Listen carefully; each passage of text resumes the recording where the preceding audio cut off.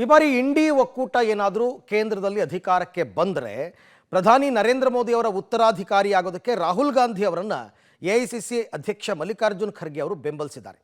ಖಾಸಗಿ ವಾಹಿನಿಯೊಂದಕ್ಕೆ ನೀಡಿದ ಸಂದರ್ಶನದಲ್ಲಿ ಮಾತನಾಡಿದ ಖರ್ಗೆ, ಪ್ರಧಾನಿ ಹುದ್ದೆಗೆ ರಾಹುಲ್ ಗಾಂಧಿ ನನ್ನ ಆಯ್ಕೆಯಾಗಿದ್ದಾರೆ.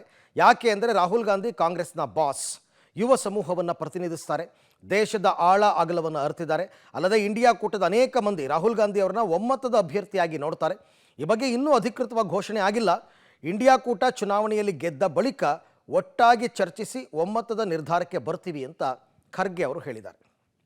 ಇಂದು ಲೋಕಸಭೆ ಚುನಾವಣೆಯ 7ನೇ ಹಾಗೂ ಕೊನೆಯ ಹಂತದ ಮತದಾನ ಬೆಳಗ್ಗೆಯಿಂದ ಆರಂಭ ಆಗ್ತಾ ಇದೆ. ಇಲ್ಲಿ ತನಕ 486 ಕ್ಷೇತ್ರಗಳಿಗೆ ಎಲೆಕ್ಷನ್ ಮುಗಿದಿದೆ. ಇವತ್ತು 7 ರಾಜ್ಯಗಳ 57 ಸ್ಥಾನಗಳಿಗೆ ಕೊನೆಯ ಮತ್ತು 7ನೇ ಹಂತದ ಮತದಾನ ನಡೆಯುತ್ತೆ. ಪಂಜಾಬ್ನ ಎಲ್ಲ 13, ಉತ್ತರ ಪ್ರದೇಶದ 13, ಬಂಗಾಳದ 9, ಬಿಹಾರ 8, ಒಡಿಶಾ 6, ಹಿಮಾಚಲ ಪ್ರದೇಶ 4, ಜಾರ್ಖಂಡ್ 3, ಚಂಡೀಗಢದ 1 ಸ್ಥಾನಕ್ಕೆ ಇವತ್ತು ಮತದಾನ ನಿಗದಿಯಾಗಿದೆ. ಪ್ರಧಾನಿ ಮೋದಿ, ನಟಿ ಕಂಗನಾ, ಕೇಂದ್ರ ಸಚಿವ ಅನುರಾಗ್ ಠಾಕೂರ್, ಬಿಜೆಪಿ ಹಿರಿಯ ನಾಯಕ ರವಿಶಂಕರ್ ಪ್ರಸಾದ್ ಸೇರಿ ಹಲವು ಪ್ರಮುಖರು ತಮ್ಮ ಅದೃಷ್ಟವನ್ನು ಪಣಕ್ಕೊಂಡಿದ್ದಾರೆ.